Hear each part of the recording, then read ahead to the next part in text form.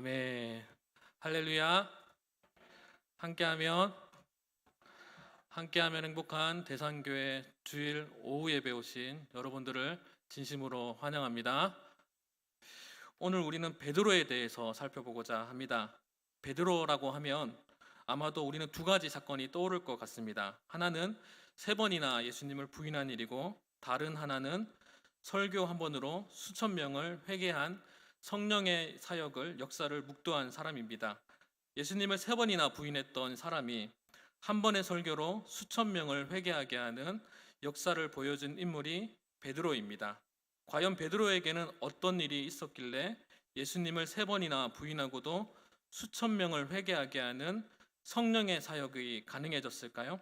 우리가 지난주에 살펴보았던 모세와 같이 베드로 역시도 우리가 다음과 같은 질문을 할 수밖에 없습니다.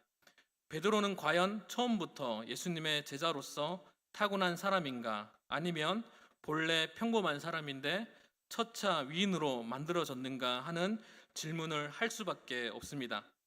성경에서 예수님의 제자라고 칭하면 가장 먼저 기록되는 사람이 베드로입니다. 제자 중에 세 손가락 안에 꼽히는 인물도 베드로입니다. 우리가 일반적으로 시대의 위인은 타고난 사람이라고 생각하는 영웅화하려는 경향이 있습니다. 그래서 위인전을 보면 태몽부터 남다릅니다. 또한 나라를 건국한 사람들을 보면 보통 알에서 태어났다고 주장합니다. 저 역시도 조상이 좀 남다르다라고 기록되어 있습니다.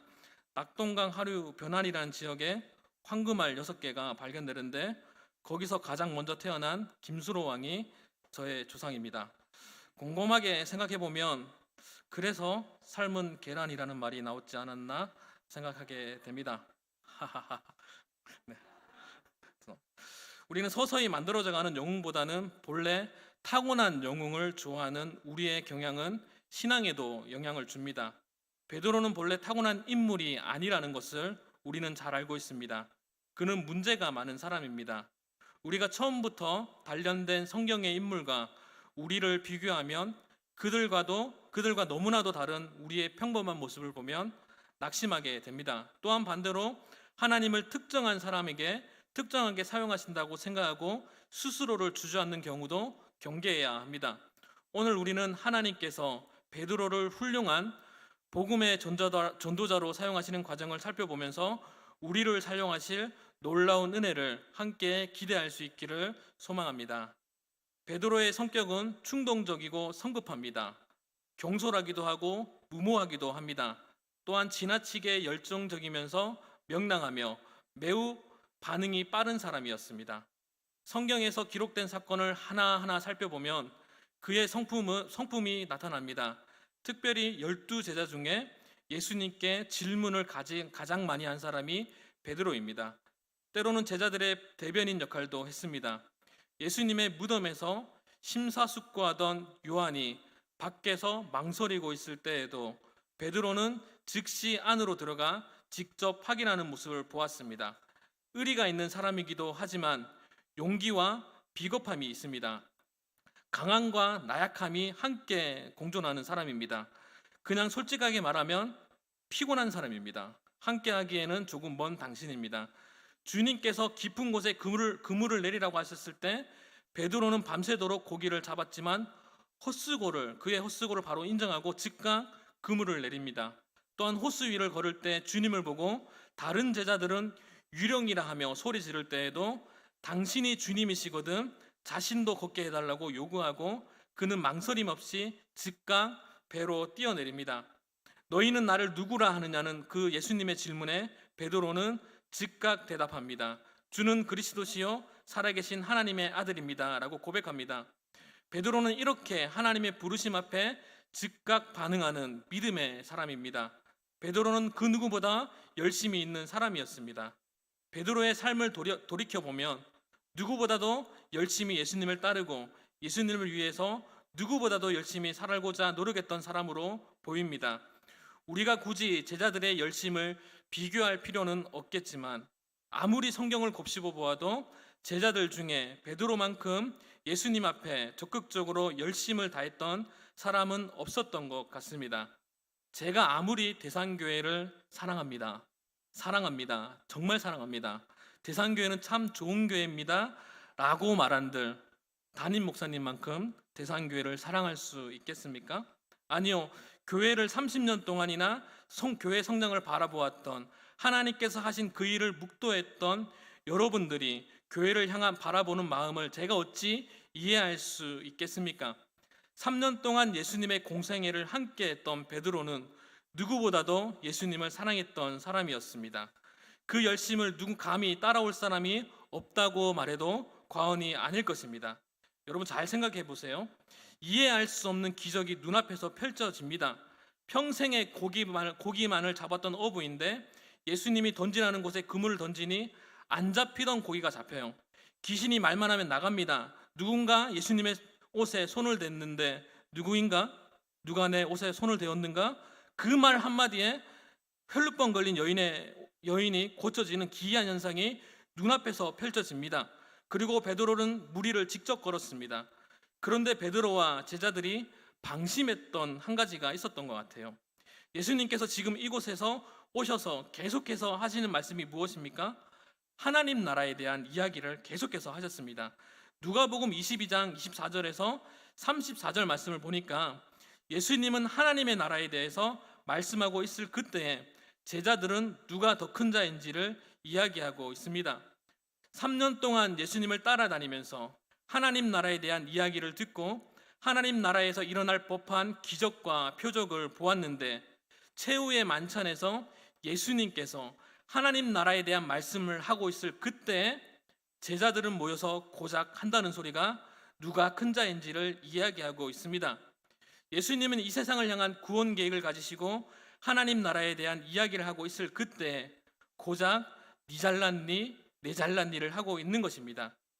우리 교회는 예수 그리스도께서 말씀하신 그 하나님 나라를 이루는 방대한 비전을 가지고 나아가는 교회인 줄 믿습니다.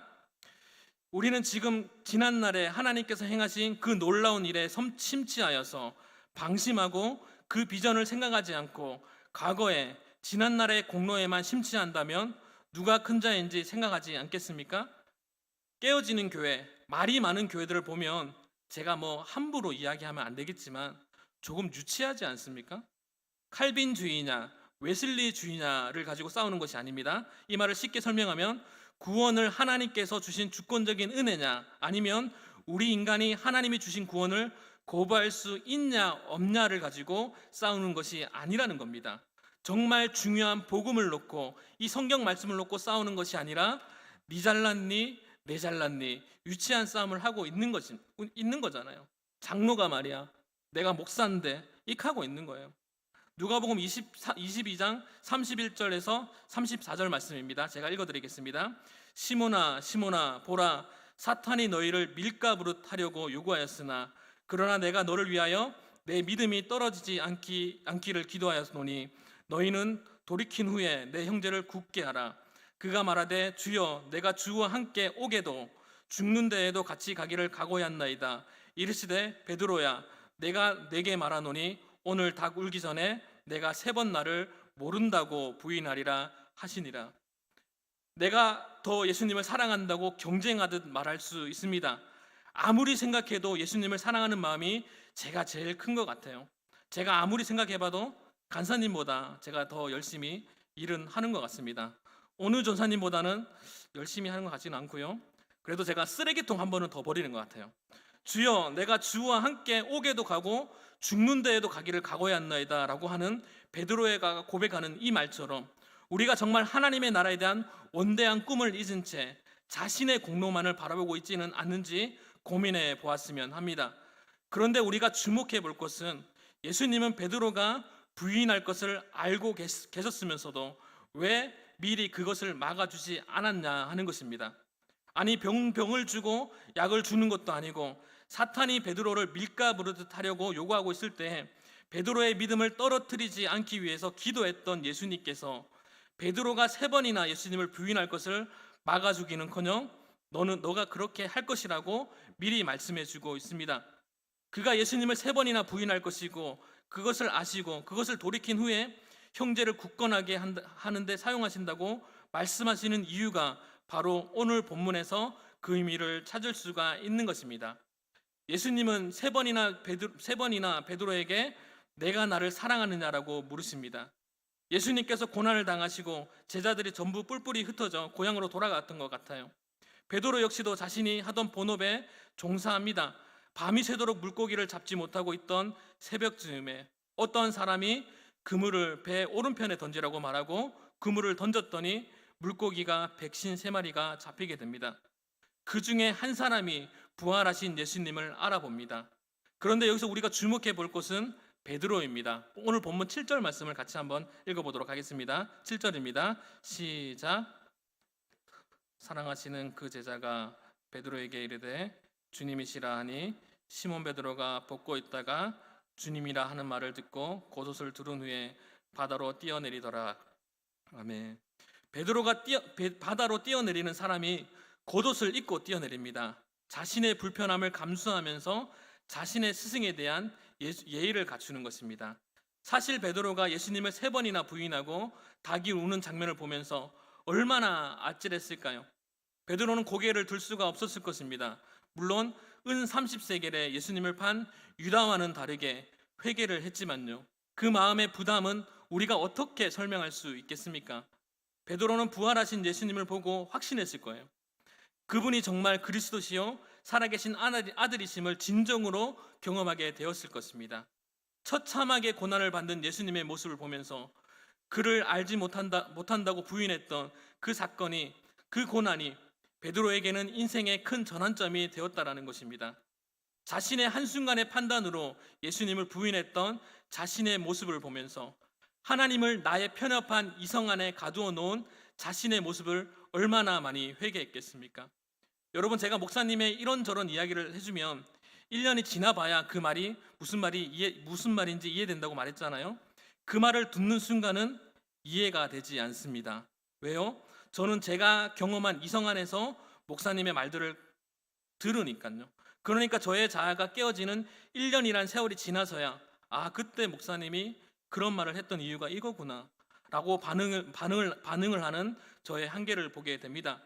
제자들 역시도 예수님의 이적과 기적을 보았습니다. 공생의 사역을 직접 묵도했을 거예요. 예수님께서 말씀하시는 하나님의 나라에 대해서 육성으로 듣고 감히 우리가 말씀으로 전달받는 것과는 차원이 다른 은혜를 경험하게 되었을 것입니다. 그런데 제자들은, 그리고 대표적으로 베드로에게는 예수님은 자신의 이성 안에서 편협한 사고로 예수님을 가두어 놓으니까 예수님의 죽어가는 모습은 이해할 수가 없었을 거예요. 자신이 그려놓은 하나님의 나라, 내가 원하는 하나님의 나라를 그리면서 예수님은 그들과 맞서 싸워 철저하게 그들을 무찔러 주셔야 하는데, 철저하게 짓밟히는 예수님의 모습을 보는 순간 내가 생각했던, 자신이 원했던 그 모습이 보이지 않는 그 순간에 예수님을 3번이나 부인합니다. 이 베드로의 모습이 혹시 우리의 모습은 아닙니까? 우리가 철저하게 하나님의 나라를 바라보지만 내가 원하는 대로 흘러가지 않으면, 무언가 되지 않으면 불평이 나오잖아요. 우리가 표현하지 않을지라도 자신이 동의하지 않는 일을 하게 되면 상관없는 척하고 모른 척하고 있지는 않으십니까? 마치 교회와 나는 별개인 것처럼 반감만 하고 있지는 않으신가요? 맞아요. 우리 인간은 완전하지 않기에 모두가 같은 마음, 같은 뜻을 품지 못합니다. 베드로는 예수님마저도 부인하는 마당에 어찌 교회가 하는 모든 일에 우리가 동의할 수 있겠습니까? 오늘 베드로는 예수님을 부인했습니다. 그것도 3번이나. 이 정도면 실수로 대답한 것이 아니잖아요. 철저하게 짓밟히는 예수님을 철저하게 부인합니다. 그런데 오늘 본문에서 부활하신 예수님을 경험합니다. 철저하게 부인했던 그 예수님이 3번째로 등장합니다. 첫 번째는 환상일 거야, 두 번째는 꿈일 거야 라고 넘어갈 수 있지만 3번째 예수님이 등장할 때는 예수님이 정말 예수님의 부활을 부정할 수 없는 부활하신 것입니다. 그 부활하신 예수님이 함께 조반을 먹으며 베드로에게 묻습니다. 15절 말씀인데요, 같이 한번 읽어보겠습니다. 15절입니다. 시작. 요한의 아들 시몬아, 내가 이 사람들보다 나를 더 사랑하느냐 하시니 이르시되 주님 그러하니이다. 내가 주님을 사랑하는 줄 주께서 아시나이다. 이르시되 어린 양을 먹이라 하시고 아멘. 예수님은 세 번이나 물어보십니다. 처음과 두 번째는 아가페로 물어보세요. 그리고 마지막에는 필리아라는 단어로 물어보십니다. 이 아가페와 필리아는 헬라어입니다. 그런데 베드로는 처음부터 끝까지 필리아로 대답합니다. 성경에서 사랑한다는 표현은 네 단계로 표현할 수 있습니다. 에로스, 스토로게, 필리아, 아가페입니다. 아가페는 거룩하고도 무조건적인 사랑을 이야기합니다. 반면에 필리아는 우정과 관련해서 상호 교환적인 사랑을 이야기합니다. 그러니 사랑하는 것이긴 한데 조건부 사랑이라고 보아도 무관할 것 같습니다. 예수님은